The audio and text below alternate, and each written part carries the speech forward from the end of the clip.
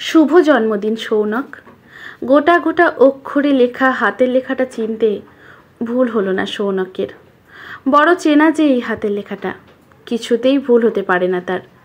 Class 8-এ প্রথম পরিচয় হয়েছিল এই হাতের লেখাটার সঙ্গে। বাবার কাজের সূত্রে কলকাতায় পোস্টিং হওয়ার পর ভুবনেশ্বর থেকে এখানে আসা তারপর ভর্তি হওয়া কলকাতার নামকরা এক স্কুলে। ও যখন ভর্তি হলো তখন ইতিমধ্যে সেকশানে 3.5 মাস পেরিয়ে গেছে, আর মাস দেড়েক পর হাফ ইয়ারলি পরীক্ষা। অর্ধেকের বেশি সিলেবাস শেষ। তখন মাথায় হাত সৌনকের। একে নতুন স্কুল, নতুন পরিবেশ, তার ওপর এখানকার কেউ আগের পড়া ঠিকঠাক দিতেই চায় না। কি করে পাশ করবে সে? যেখানে ভুবনেশ্বরে যে স্কুলে পড়তো সেখানে সে প্রতি বছর প্রথম হতো। শেষমেশ তার মা গিয়ে কথা বলেন ক্লাস টিচারের সঙ্গে। তারপর ম্যাম পুরো বিষয়টা জানতে পেরে পৃথাকেই বলেন সৌনককে আগের পড়াগুলো দিয়ে সাহায্য করার জন্য। যদিও পৃথা হাবে ভাবে বুঝিয়ে দিত, সে দিতে নারাজ, তবুও দিতে বাধ্য হচ্ছে। এমনি করে দিন যেতে যেতে দুজনের মধ্যেই একটা বন্ধুত্বের সম্পর্ক তৈরি হয়। তারপর তা পরিণত হয় ভালোবাসায়। সবই ঠিকঠাক চলছিল, কিন্তু হঠাৎ করে ক্লাস 11-এ পড়ার সময় একটা অ্যাক্সিডেন্টে পৃথার বাবা মারা যান। তার মায়ের পক্ষে সংসার চালিয়ে বেসরকারি স্কুলের অতিরিক্ত বেতন জোগাড় করা দায় হয়ে পড়ে। তাই বাধ্য হয়ে স্কুল ছাড়তে হয় তাকে। পরে যদিও একটা সরকারি বাংলা মিডিয়াম স্কুলে ভর্তি হয়েছিল, কিন্তু টেনে উঠতে পারেনি।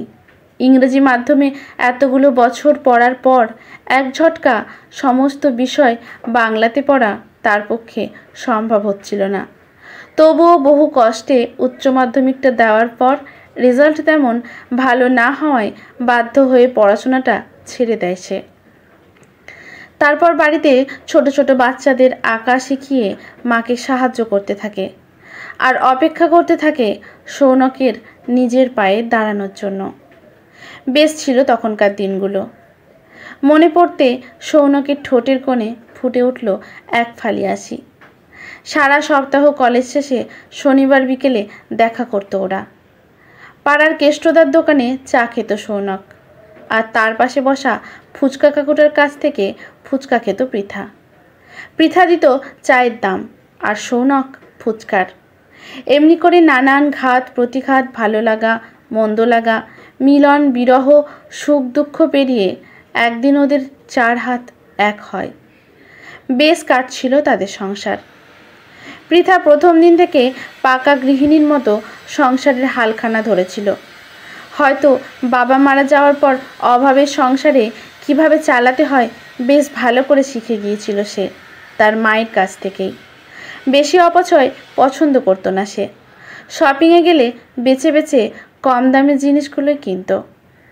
প্রথম প্রথম খুব খারাপ লাগলেও পরে তা বিরক্তির কারণ হয়ে উঠেছিল সৌনকের কাছে। না থাকতে ওসব করতো ঠিক আছে, কিন্তু থাকতে ওসব করা একেবারে ঠিক লাগে না তার কাছে। কিন্তু পৃথার এই গুণটা সৌনকের ভালো না লাগলেও ওর বাবা মার মন জয় করে নিয়েছিল ও। তারাও তো একসময় প্রায় শূন্য থেকেই উঠে এসেছেন, তাই এমন লক্ষ্মীমন্ত সঞ্চয়ী বৌমা পেয়ে বেশ খুশি তারা। বাদ সাধল সেদিন যেদিন সৌনকের মুখ ফসকে বেরিয়ে পড়েছিল সেই কথাটা, নিজে তো কিছু ইনকাম করো না, সারাদিন বাড়ি বসে থাকো, আমার রক্ত জল করা উপার্জনের টাকা আমার জন্য খরচ করতে এত গায়ে লাগে তোমার? কি করবে অত টাকা নিয়ে শুনি? পুরো মাসের মাইনেটা তো তোমার হাতেই তুলে দিই, হিসাবও চাই না। আমার মা বাবাও সেসব দেখতে যায় না। সংসারটা এখনো পর্যন্ত বাবা চালায়। টাকাগুলো নিয়ে কি করছো? তোমার মাকে দিচ্ছ? বেশ খানিকক্ষণ থ হয়ে সৌনকের দিকে তাকিয়ে থাকার পর একটা দীর্ঘ নিঃশ্বাস ফেলে নিচে গিয়ে সবার জন্য খাবার সাজিয়ে পৃথা খাবার টেবিলে। খাওয়া দাওয়া শেষে রোজকার মতো রান্নাঘর গুছিয়ে গিয়েছিল নিজের ঘরে। সৌনক ঘুমানোর ভান করে শুয়েছিল অন্যদিকে ফিরে।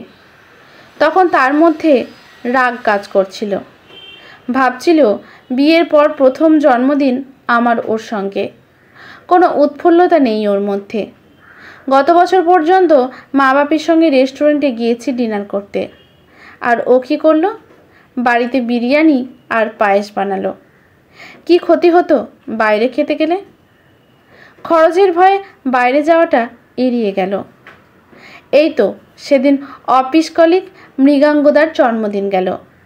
ওর ওয়াইফ ওকে গোল্ড ব্রেসলেট গিফট করেছে। বৌদিও তো হাউসওয়াইফ, মৃগাঙ্গদার টাকাতেই উপহারটা কিনে দিয়েছে। এমনও তো কিছু একটা দিতে পারতো আমায়। কি করলো?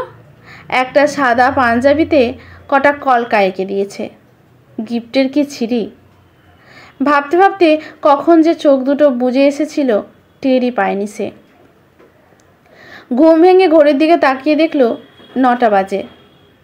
তড়িঘড়ি নিচে নেমে দুটো মুখে গুঁজে দৌড়েছিল অফিস। সারাদিনে একবারও কথা হয়নি পৃথার সঙ্গে। প্রত্যেক দিন দুপুরবেলা নিয়ম করে ফোন করে পৃথা তাকে, কিন্তু সেদিন করেনি। সৌনকেরও করা হয়নি কাজের চাপে, আর কিছুটা অভিমানে। সন্ধ্যেতে বাড়ি ফিরে সারা ঘরময় খুঁজে পাওয়া যায়নি তাকে। মা বাপিও বলতে পারেনি ও কখন বেরিয়ে গেছে।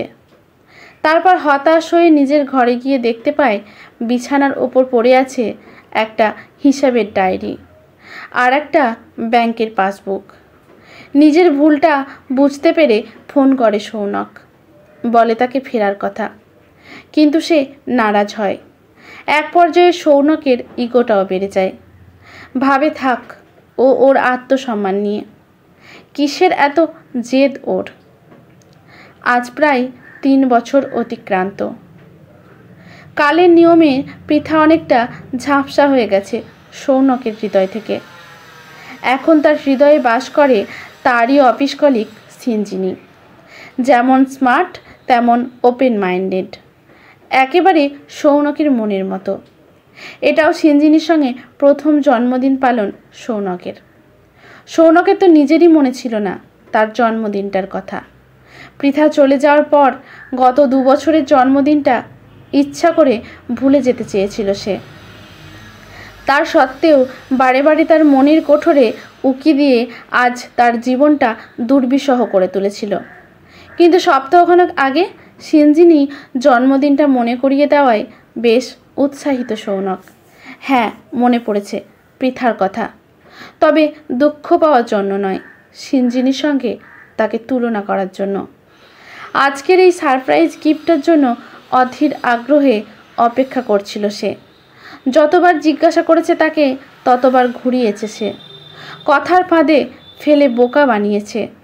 শেষমেশ পাঞ্জাবিটা হাতে পেয়ে চক্ষু চড়ক গাছ সৌনকের।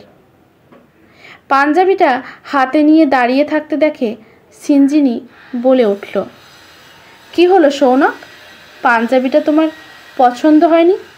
কি সুন্দর না পাঞ্জাবিটা। সত্যি পৃথার হাতে জাদু আছে, ওর কাজ দেখলে চোখ দুটো জুড়িয়ে যায়। জানো তো, ও আমার ফেসবুক ফ্রেন্ড। মেয়েটা 0 থেকে শুরু করেছে। প্রথমে অনলাইনে এটা শুরু করে, তারপর আস্তে আস্তে দাঁড়িয়ে যায়। জানো, ওর দুটো অফলাইন শপও আছে, যেখানে না হলে 25টা মেয়ে কাজ করে। ওর হাতে তৈরি জিনিস পাড়ি দেয় বিদেশেও। তাছাড়াও ও অনেক মেয়েকে শেখাচ্ছে এই কাজগুলো, যাতে তারা 2 পয়সা ইনকাম করে স্বাবলম্বী হতে পারে। শুধু একটাই দুঃখ জানো, ওর ভালোবাসার মানুষটা ওকে বুঝলো না, ওর কদর করলো না। আমি চাই ওর মনের মতো কাউকে খুঁজে পাক, যে ওকে বুঝবে, ওর কাজের কদর করবে। একটা দীর্ঘ নিঃশ্বাস ফেলে ছলো ছলো চোখে সৌনক বলল, আমিও তাই চাই সিঞ্জিনি, আমিও তাই চাই। আজকের গল্পটি এখানেই সমাপ্ত। গল্পটির নাম কদর। গল্পটি লিখেছেন রূপবালা সিংহ রায়। গল্পটি যদি আপনাদের ভালো লাগে তাহলে লেখকের প্রতি শ্রদ্ধা জানিয়ে একটি কমেন্ট করতে ভুলবেন না। লাইক শেয়ার করে পাশে থাকবেন। ইউটিউব থেকে দেখলে চ্যানেলটি সাবস্ক্রাইব করে বেল নোটিফিকেশানটি অল করে দেবেন। ফেসবুক থেকে দেখলে পেজটি ফলো করে রাখবেন। ধন্যবাদ।